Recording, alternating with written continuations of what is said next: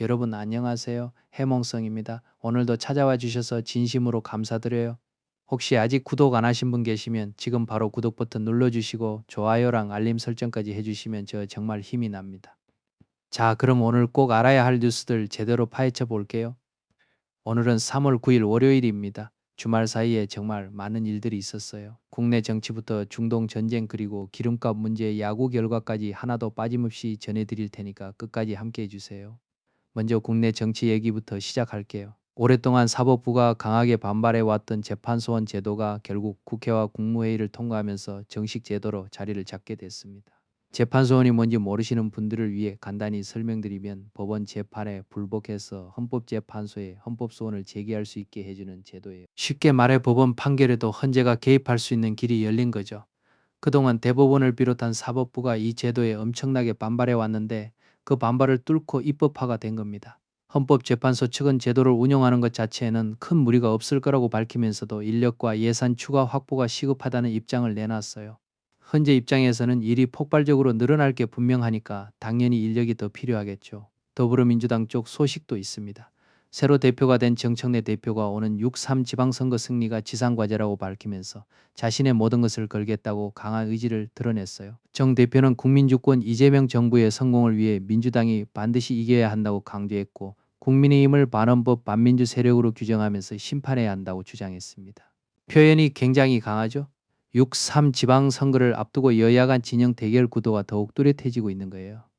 그런데 민주당 내부가 마냥 한 목소리는 아닌 것 같습니다. 검찰개혁 후속 법안인 공소청, 중수청 설치 법안을 두고 여권 내에서 긴장감이 다시 높아지고 있거든요.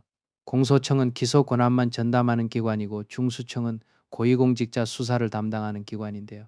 이재명 대통령이 직접 집권 세력이 마음대로 해서는 안 된다며 신중론을 꺼냈는데도 민주당 강경파의 입법 추진 의지는 여전히 꺾이지 않는 상황입니다. 대통령과 당 강경파 사이에 미묘한 기류 차이가 감지되는 거예요.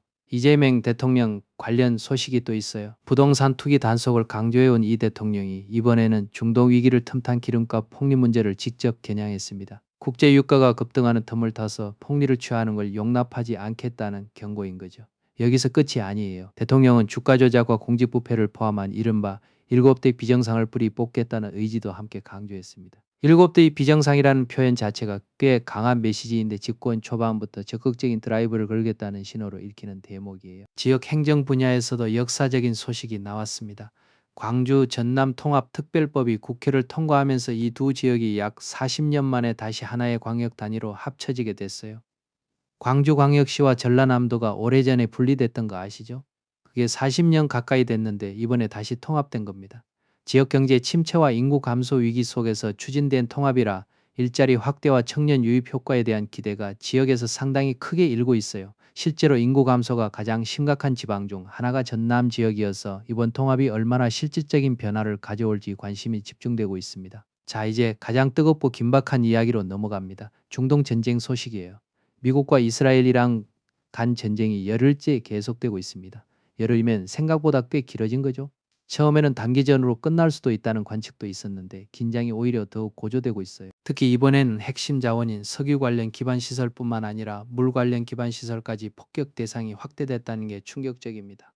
석유는 그렇다 치더라도 물 인프라까지 공격받는 건 민간인 피해와 인도주의적 위기로 직결될 수 있거든요. 분쟁이 장기화할 수 있다는 우려가 커질 수밖에 없는 이유가 바로 여기에 있습니다. 그리고 정말 역사적인 소식이 하나 있어요. 이란의 최고 지도자 알리 하메네이가 미국과 이스라엘군의 공습으로 사망한 것으로 알려지면서 이제 후계 최고 지도자 발표가 곧 나올 것이라는 전망이 나오고 있습니다. 이란 최고 지도자는 단순한 대통령이 아니라 최고 권력자예요. 군 통수권부터 사법 외교 정책까지 사실상 모든 걸 쥐고 있는 자리거든요. 그 자리에 후계자로 차남 모즈타바 하메네이가 유력하다는 관측이 나오고 있는 상황입니다. 아버지에서 아들로 권력이 넘어가는 사실상의 세습이 될 수 있다는 얘기예요. 여기에 트럼프 대통령까지 직접 나서서 자신의 승인 없이는 오래가지 못할 것이라고 강하게 경고했습니다. 트럼프 특유의 직설화법이죠.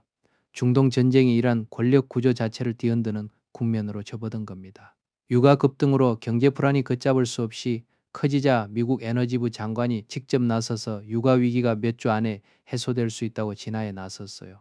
일단 시장을 안심시키려는 거겠죠. 그런데 동시에 미국이 이란 핵시설 공습 이후 고농축 우라늄을 확보하기 위해 특수부대 투입 방안까지 검토하고 있다는 보도가 나왔습니다. 한편으로는 위기 진화를 외치면서 다른 한편으로는 군사 옵션까지 검토 중이라는 거잖아요. 모순처럼 보이지만 핵 비확산 문제에서만큼은 미국이 절대 물러서지 않겠다는 의지의 표현이기도 합니다. 우리나라 국민들 이야기도 있어요. 중동 전쟁 여파로 항공편이 줄줄이 취소되면서 현지에 발이 묶였던 우리 국민들을 태운 정부 전세기가 오늘 새벽 인천공항에 무사히 도착했습니다.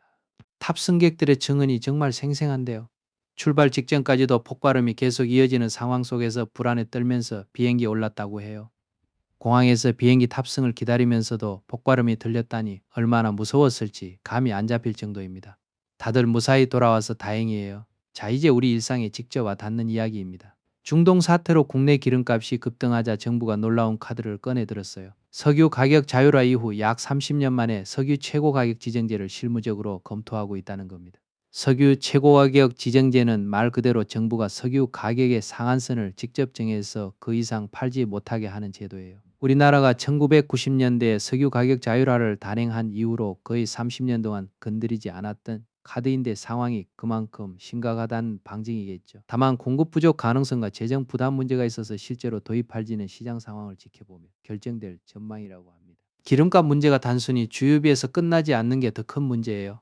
중동 사태 장기화로 국제 유가가 급등하면서 국내 물가 전반에도 충격이 이어질 가능성이 제기되고 있는데요.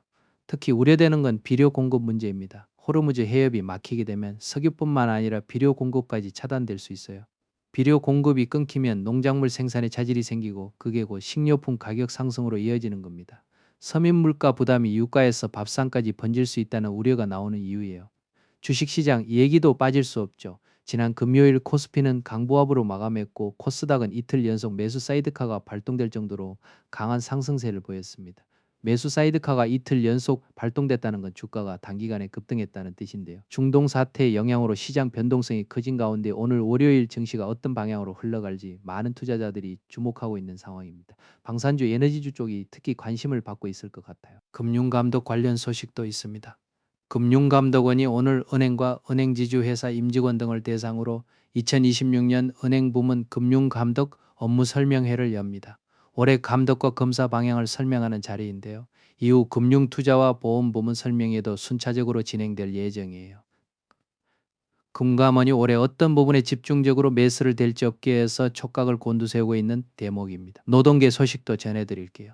삼성전자 노동조합이 오늘부터 쟁의행위 찬반 투표에 돌입합니다. 목표는 5월 총파업이에요. 노조는 성과급 상한 폐지 등을 요구하며 석 달 가까이 사측과 협상을 진행해 왔는데 끝내 입장 차이를 좁히지 못하고 교섭이 결렬됐습니다. 삼성전자가 이미 지난해에도 파업을 경험했는데 올해도 5월에 총파업이 현실화할 경우 생산에 어떤 영향을 미칠지 업계가 예의주시하고 있어요. 국내 사건 사고 소식도 있습니다. 어제 낮 서울 가양동 사거리에서 스포츠카가 역주행하며 차량 3대를 연달아 들이받는 사고가 발생했어요. 운전자가 중앙선을 침범한 것으로 보고 경찰이 현장에서 체포해 정확한 사고 경위를 조사 중입니다. 대낮에 번화한 사거리에서 역주행 사고가 나다니 주변 시민들이 얼마나 놀랐을지 상상이 가네요. 강릉에서 있었던 급발진 의심 사고 항소심도 시작됐습니다. 페달 오조작 여부를 놓고 그동안 논란이 계속됐던 사건인데요. 유족 측과 차량 제조사 측이 첫 재판부터 급발진 가능성과 운전자 과실 여부를 놓고 치열한 공방을 벌였습니다. 급발진 논쟁은 단순히 이 사건에 국한된 문제가 아니라 자동차 제조사의 책임과 소비자 보호라는 더 큰 사회적 의제와 맞닿아 있어서 결과에 관심이 쏠리고 있어요. 야구 팬분들 좀 안타까운 소식 들으셨죠? 우리나라 야구 대표팀이 WBC 3차전에서 타이완을 상대로 연장 승부치기 끝에 결국 패배했습니다. 이로써 2라운드 진출이 굉장히 어려워진 상황이에요. 그래도 아직 희망이 완전히 사라진 건 아닙니다. 호주와의 다음 경기에서 5점 참 차 이상으로 이기고 동시에 실점을 2점 이하로 막아야 다음 라운드 진출 가능성이 남는다고 하는데요. 조건이 꽤 까다롭긴 하지만 일단 경기는 해봐야 아는 거잖아요. 대표팀이 기적 같은 결과를 만들어낼 수 있을지 응원해 봅시다. 영화 소식도 짧게 전할게요. 왕과 사는 남자가 누적 관객 1,100만 명을 돌파했습니다. 지난 주말 하루에만 무려 75만 명이 봤고 현재 예매율도 60%를 웃돌고 있어서 당분간 흥행 흐름은 계속될 것으로 보여요. 요즘 극장가가 예전만큼 활기차지 않다는 말이 많았는데 이 영화가 확실히 분위기를 바꿔놓고 있는 느낌이에요. 마지막으로 오늘 날씨 정보입니다. 오늘은 큰 추위 없이 평년 수준의 봄 날씨가 이어지겠다고 합니다. 봄이 오나 싶죠? 다만 오전부터 낮 사이에 중부지방 곳곳에 비나 눈이 내릴 수 있다고 하니 출근길과 이동 시 교통 안전에 꼭 주의하세요. 3월인데 눈이라니 방심하면 안 되겠죠. 자, 오늘도 해몽성이랑 함께 아침을 여셨습니다. 월요일 아침부터 굵직한 소식들이 정말 많죠. 중동 전쟁 흐름은 앞으로도 계속 업데이트가 있을 테니 놓치지 않으려면 알림 설정 꼭 해두시고요. 오늘 영상이 도움됐다면 좋아요 한 번만 눌러주시면 해몽성에게 큰 힘이 됩니다. 다음 영상에서 또 만나요.